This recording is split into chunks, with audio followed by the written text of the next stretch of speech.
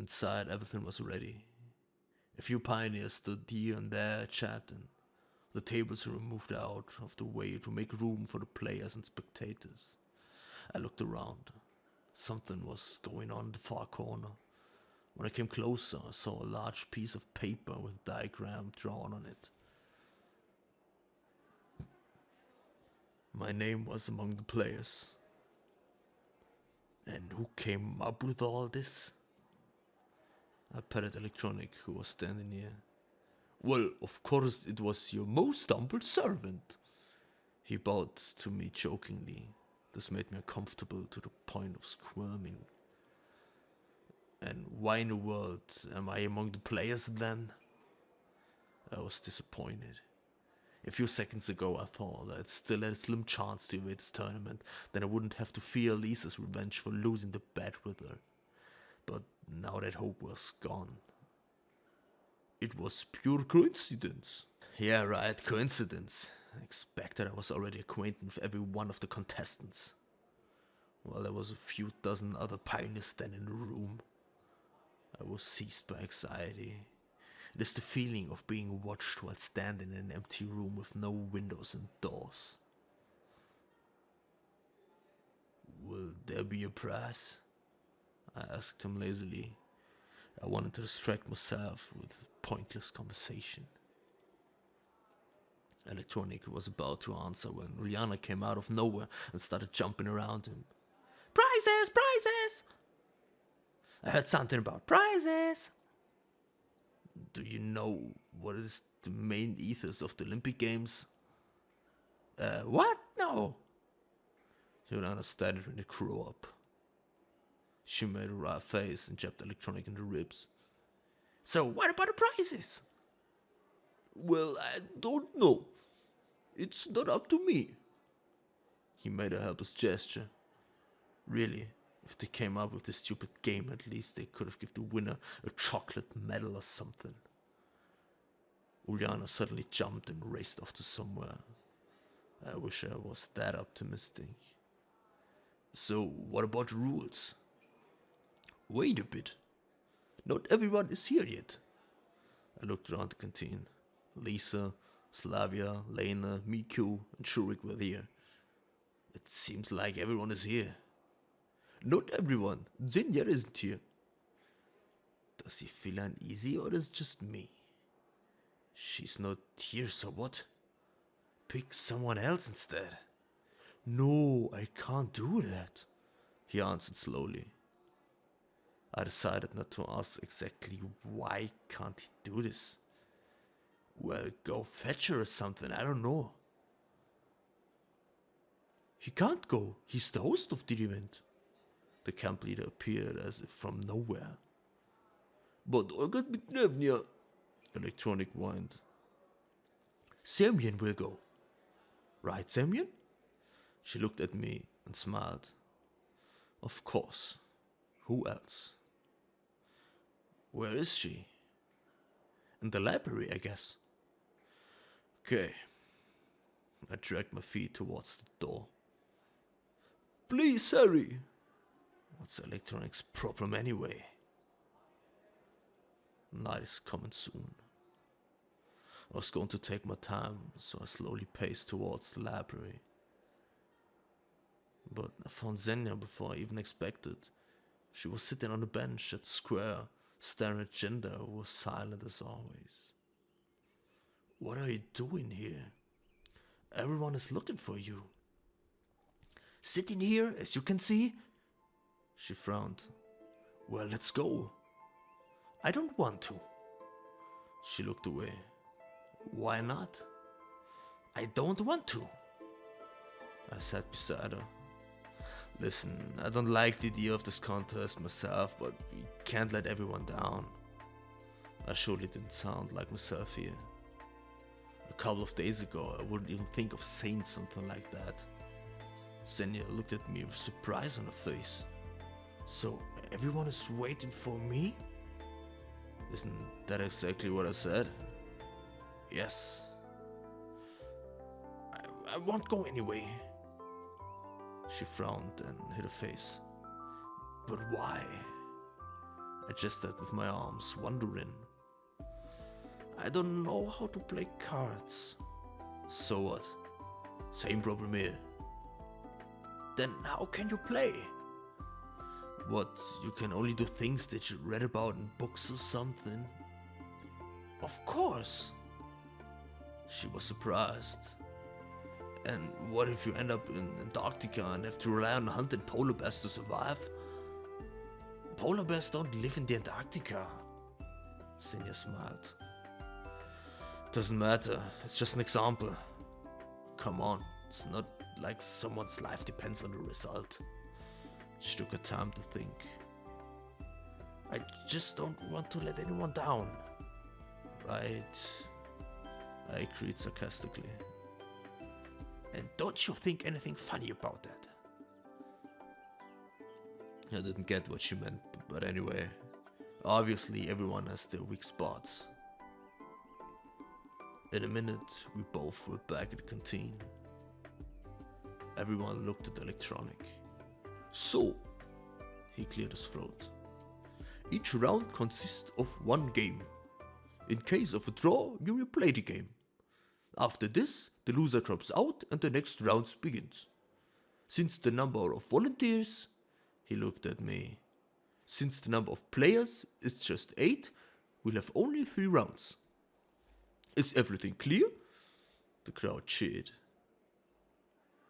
And what are the prizes? The prizes, what are they? Uljana, cut it out. Slava stepped forward and tried to catch Uljana. I won't rest until the prize is mine. Seemed like the girl alone had enough energy for a warp jump to Alpha Centauri. Prizes, prizes! She repeated it over and over. Stop it! Slava tried to reason with her. Electronic seemed to be getting dizzy from all this running around. Let's start already, I said calmly and added to Uljana. Or you won't get any prizes. Looks like my argument got through to her. She took her place. Slavia followed her, giving me a grateful smile as she passed. The pioneers finally settled down. I approached the table that Lena sat behind. Do you mind? She looked up and blushed. Don't worry, I don't know the rules myself. And how can I be sure that it's not only myself? I sat down. Turns out we'll have to play the first round together. Yes. Finally, Electronic started to explain the rules.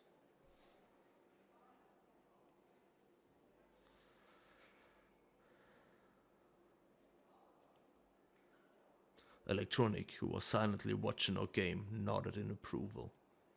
Looks like now we're getting somewhere.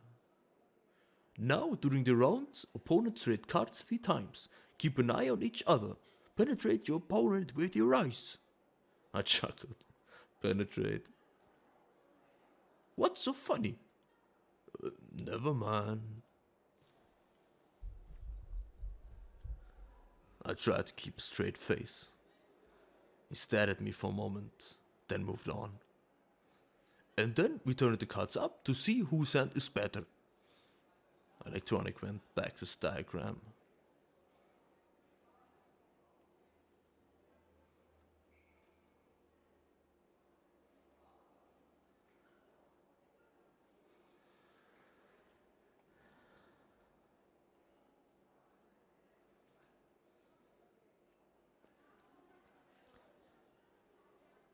Hooray, I won. Let Alisa know who rules the roost here.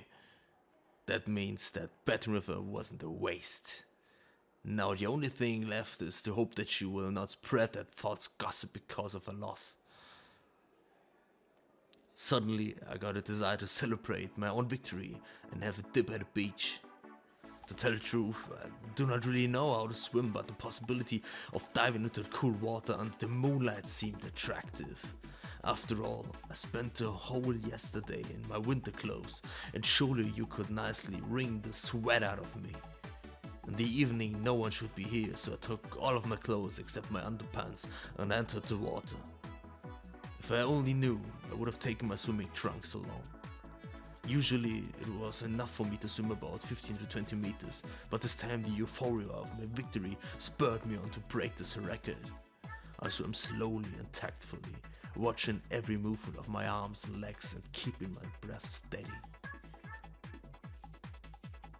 All of a sudden, wham!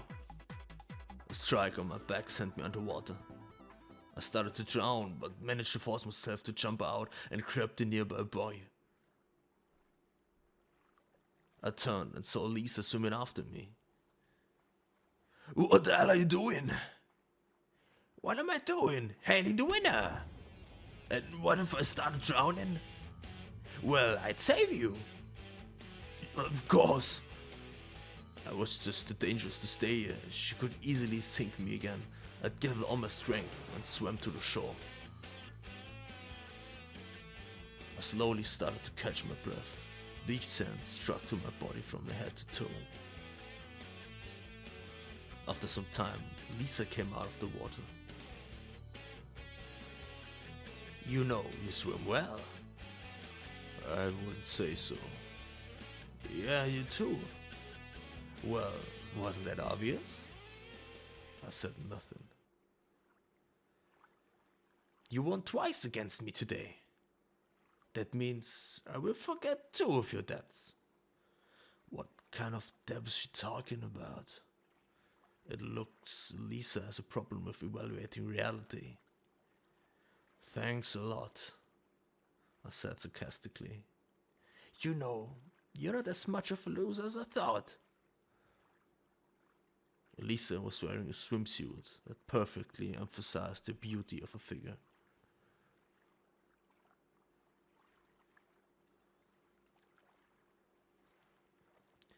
Well, taking into account all the flaws in her personality, at least this advantage of hers couldn't be taken away. "Since when did I become a loser?"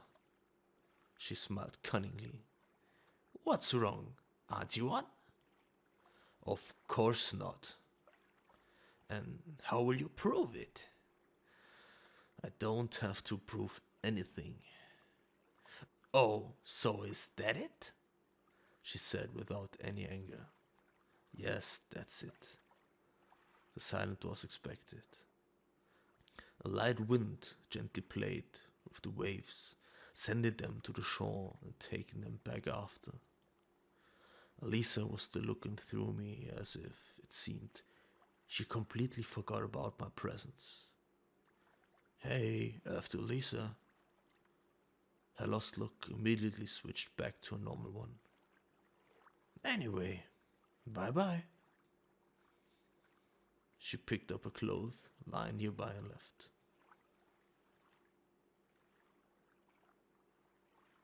It was late, but I decided to spend a little bit more time lying on my back and stargazing. After all, I didn't have that many opportunities for that before. Or I simply tried to avoid every opportunity.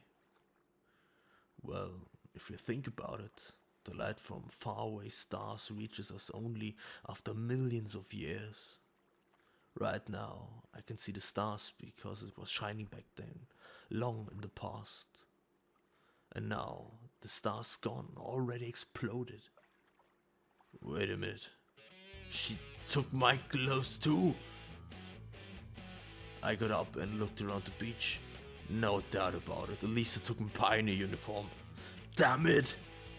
And I was just starting to think that maybe she's not so spoiled. I need to come up with an idea quickly. Certainly I could go and complain to Zhenya, but not in my red underpants. I didn't know which cabin Alisa lives in either.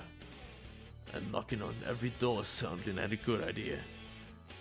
Maybe I should go to Slava? Yes, of course, at night wearing my underpants. The only thing missing is a rose in my teeth.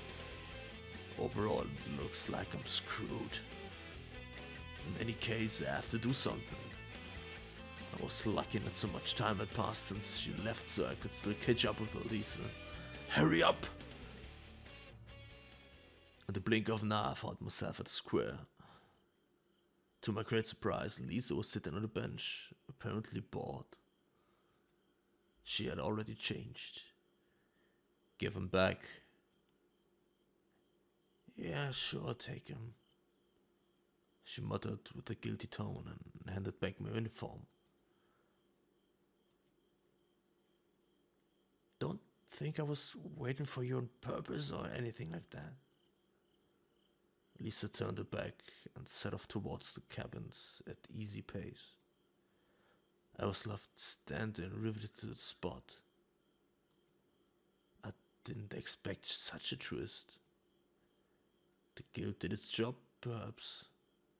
Fat chance. Anyway, it's better to keep away from her, and recent events do not change a thing. I headed to Gnevnia's cabin. For the first time today, I finally felt how tired I was. There was no light in the window, so Olga Gnevnia must have been sleeping already. Strangely enough, she waited for me yesterday. I entered the cabin quietly, stripped and laid onto the bed.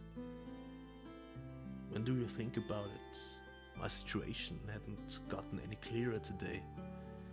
In fact, I've spent the whole day doing useless stuff. I would have never have even thought about doing something like this in the real world. Although I had plenty of time. How much time I would have here in total is still a mystery. Maybe an eternity. Or maybe there are only a few minutes left. I just didn't want to think about the past. About how I got to this camp.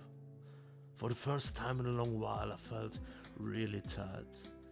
Not only emotionally tired, but also physically tired. Psychologically tired. And God knows how else tired. I just wanted everyone and everything to shove off, starting with my own thoughts. I wanted this mess somehow resolved by itself, or at least without my active participation.